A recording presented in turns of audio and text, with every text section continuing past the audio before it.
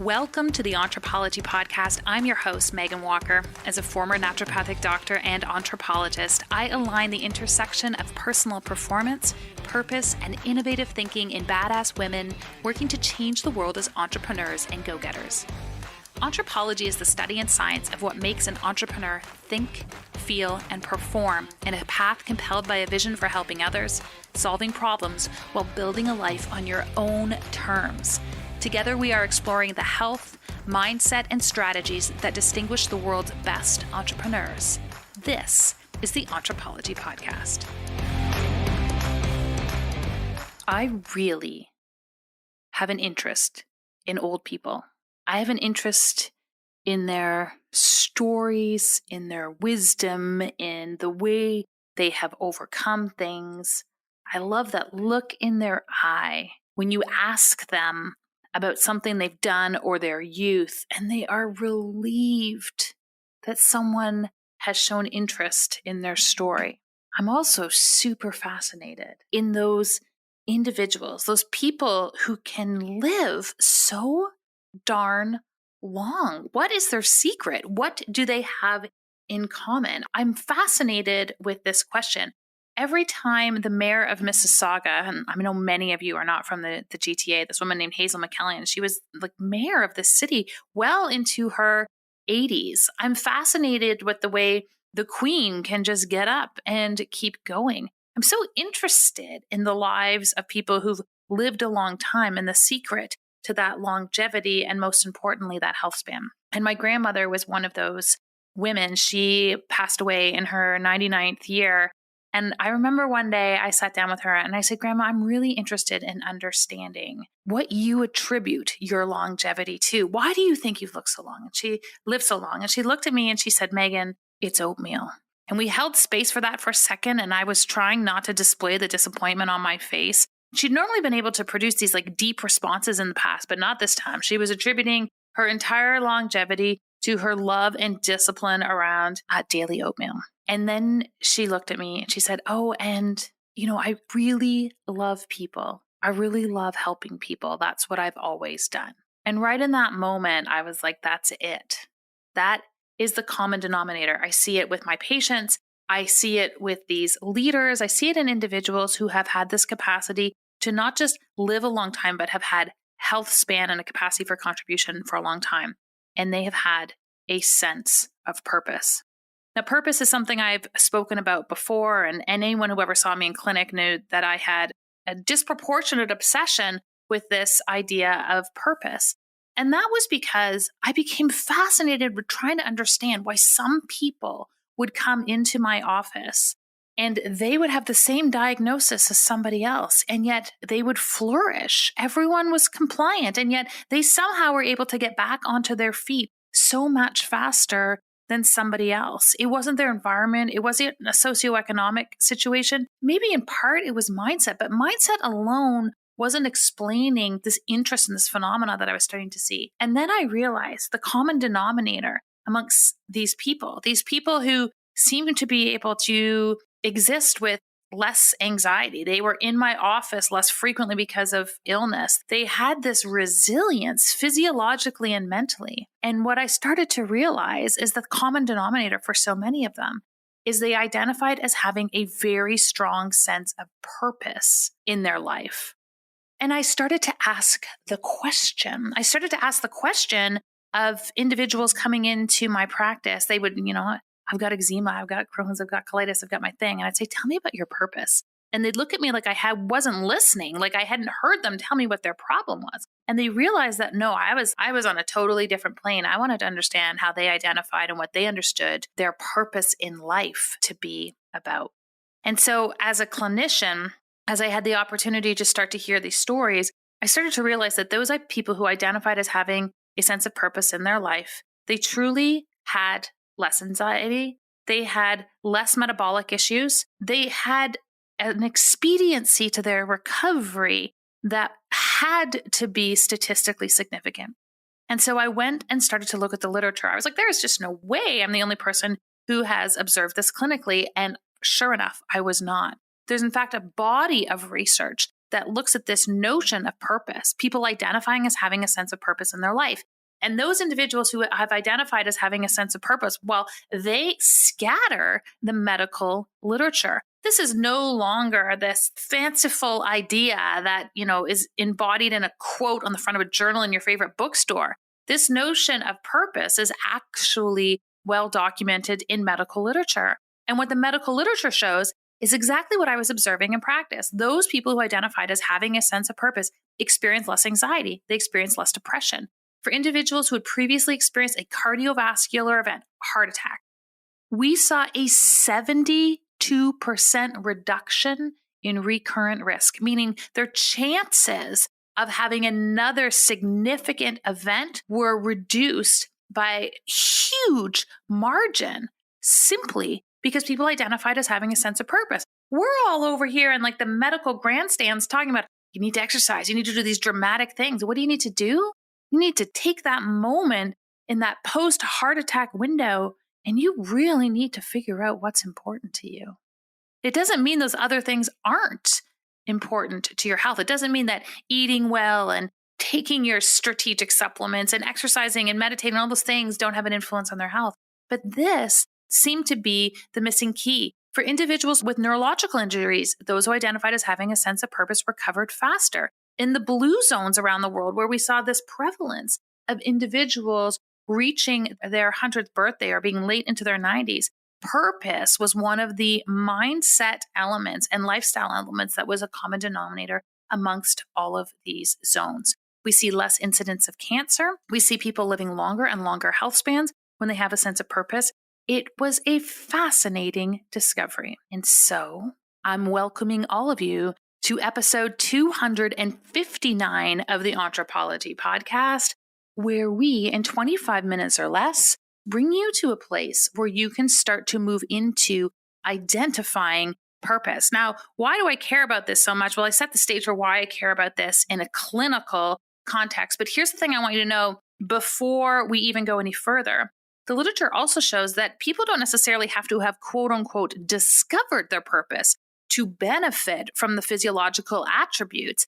They simply need to make the commitment to finding it. That means that the journey to the discovery of purpose, the unlocking of purpose, is actually just as profoundly impactful as finding the purpose itself. So stay tuned, because starting this second with the decision to continue to hang out, to explore this idea, we're automatically and intrinsically starting to trigger those genes, that neurochemistry that will have that protective effect. Now, I talk a lot about purpose. I'm particularly passionate about this piece because I do believe it's actually accessible to everyone. One of the things that we make a huge mistake and a series of excuses around is that because I am in an era of my life that is littered densely with responsibility, I cannot possibly be engaged in finding my purpose. That purpose is something that we do when we have the luxury of time. Purpose is something for somebody else. And so I want to talk about some of the prerequisites that need to be in place in order for you to embark on this journey. And I've been working with patients and with clients and with people long enough around this journey of purpose to start to see these patterns. And so this symptomatic conversation of, oh, I'm in an era of responsibility, this will not be for me. We need to start to look at some of the prerequisites to move into this phase. The first one being, you must believe and honor that you are worthy of living in a state of purpose. And for many of us, we can realign our energies to a state of busyness to avoid this sense of feeling like we are not worthy. I spoke to this group of women once. I think I've shared this before. 200 women in a room, and I was talking about this notion of purpose, and I could see this yeah, but look on their faces, not all of them. I stopped my talk and I walked to the front of the stage and I looked at all of them and I said, I just want you to know you have permission to pursue your purpose. And as I said that, there was a cohort of the room who just tears started to stream down their face. And one woman spoke up, and this room of 200 people just suddenly turned into a discussion more than anything else. And she said, I can't tell you how much I appreciate you saying that. She said, I was always told the message in my household was, enjoy your youth, because when you have a family, you must sacrifice everything for them. And other women echoed the stories that they had heard when they were kids about, when you're an adult, this is what it's going to mean. You have responsibility. You have to do things. You don't get to engage in the frivolity of purpose. That's for somebody else. That's for those types of people. And I want you to know it's available to everyone, but it starts by acknowledging that sense of worth, that you are worth living in a state of purpose to start with. And if you don't have that, if you don't give yourself that permission, because I can't give it to you, if you don't give yourself that permission to start to pursue that place of purpose in your life, then that's where your work gets to start. So you need to have that state of worthiness. And when we have that state of worthiness, it almost enables the next step. But the next step is that you actually have to make time to commit to the journey. So you can't sit and finish this podcast and say, you know what? Meghan said I need to pursue my purpose. I'm making the decision to pursue purpose. I'm now in a purpose-driven state. I just don't have time to look at it today. And then you don't circle back.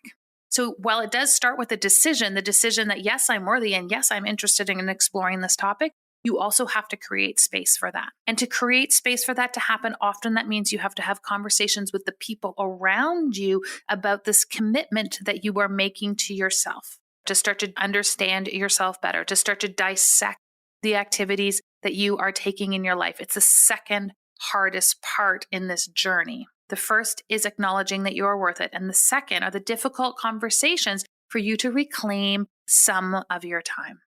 And I want to call these things out early on because they become the elephant in the room as we get deeper into the work. And by deeper into the work, I mean over the next 10 minutes, because I promised you that we would start to align this in 25 minutes or less. When I start to explore purpose, when I first started to explore purpose, it was in the context of working with patients who were in my office. And I was trying to understand the key to unlocking their ability to start to heal or to start to heal faster, or in some cases, try to understand the thing that was impeding their ability to heal. Those patients were often entrepreneurs. And as I emerged from clinical practice, what started to shift is I started to work with practitioners who were interested in developing their entrepreneurial skills. And so part of the model of purpose that I've developed is looking at the intersection of those two pieces. How are we starting to leverage it in a bigger way? What I would ultimately love for everyone to know and be able to see and feel is that their purpose actually has the capacity to manifest itself in the work that you do in your life, in your life's work. Can you imagine the ultimate privilege of getting up every day and feeling like the work that you do that you get compensated for is actually in alignment with your unique state of purpose? So to do that, let's start to unpack what this looks like. And if you've got a piece of paper, if you are driving, do not grab the piece of paper. But if you've got a piece of paper, I want you to grab it. And we're going to draw 4 circles and they're going to overlap like a Venn diagram. So we've got one circle at the top, and then we've got one circle in the east, and we've got one circle in the south, and we've got one circle in the west. And in the middle, the intersection of those 4 circles, that is purpose. Now, in that first circle at the top, I want you to just write things I'm good at. I just dropped my pen. I call these impact powers, things you're really good at. Now, if you look at this and you go, oh, I don't have anything, you're going to go back to the worthiness piece. You're going to work with your therapist. You're going to work with your practitioner, your medical team, like whoever you want to work with, your partners, your girlfriends. You got to get into that state of worthiness. I want you to write down everything you're good at. Now, things that you're good at are genuinely things that energize you, and they can be anything. They can be folding fitted sheets. I'm actually quite good at that. They can be public speaking.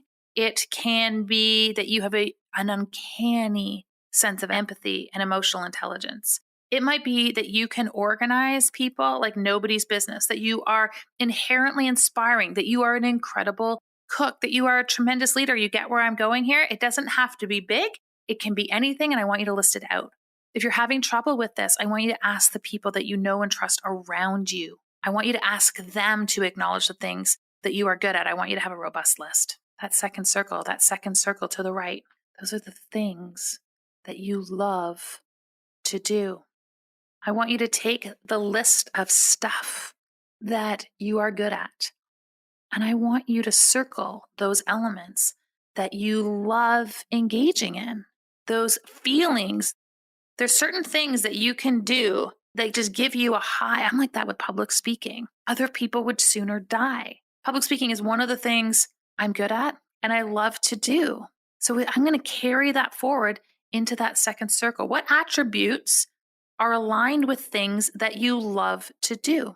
What attributes at the top that you're so good at, how do they manifest in your life? And where they manifest in your life, do you love that thing? The only thing I want to have in that second category are things that you love.